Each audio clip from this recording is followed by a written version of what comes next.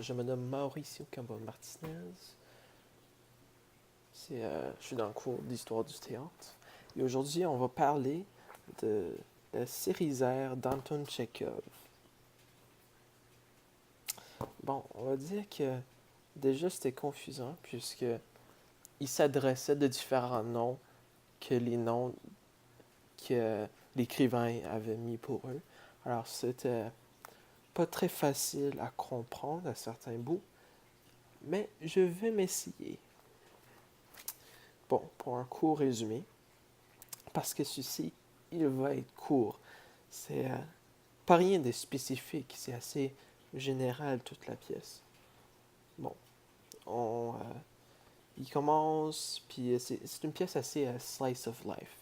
C'est tout ce qui se passe dans la vie d'une famille et, euh, et la série que la famille aime tant. Bon, la famille déjà est assez pauvre parce que ils sont en train d'utiliser leur, euh, leur argent partout, puis déjà le mari de Madame Ranioveskia ou quelque chose comme ça euh, les a mis en dette. Ça fait que déjà ils sont pas très riches. Ça, ça fait qu'ils viennent de Paris, puis ils arrivent en Russie vers leur Cérizé et oui, sont pas riches, sont très pauvres. Puis après ça, il, au courant de la pièce, il y a, il y a une conversation de vendre la Cérisée pour ne pas être en dette et pouvoir survivre. Et donc, il y a toujours des petits arguments de ci et là parce qu'ils aiment beaucoup la Cérisée puis ils ne veulent pas la laisser aller. Surtout Madame Ranevieskia qui a un attachement sentimental puisque son fils est mort à cette Cérisée. Mais éventuellement, ils la vendent puis c'est Lopakin qui achète la Cérisée. Ouais. Puis après ça, Madame Ranevieska et Aïcha repartent pour Paris. Et tous les autres s'en vont en ville, trouver un job ici et là. Il y a toujours eu comme à l'intérieur de la pièce, des personnes qui disent oh, je t'aime tellement, mais c'est pas vraiment retouché, vraiment, comme sujet. Oui, ça se peut que Duanyesha aime Aïcha, mais Aïcha, c'est comme hey buddy, je pars pour Paris, ça fait que it's not gonna happen. Puis aussi Epikadov qui apparemment a proposé à Dunyasha, ça fait que c'est beaucoup de petites choses comme ça. C'est vraiment un slice of life. Puis, ouais, c'est toujours des petites choses comme ça. Comme Varia aime Lopakin, puis Lopakin aime Varia, puis ils sont comme, ouais, on va se marier. Mais comme ça arrive jamais, ça fait. Ouais, mais c'est comme ça. À la fin, ils partent tous pour un autre futur. A brighter future. Pour le contexte, dans le temps où Tchekhov était vivant, c'était pas rare de voir des familles qui étaient, il était une fois riches, se trouver en pauvreté, puisque depuis la loi qu'Alexandre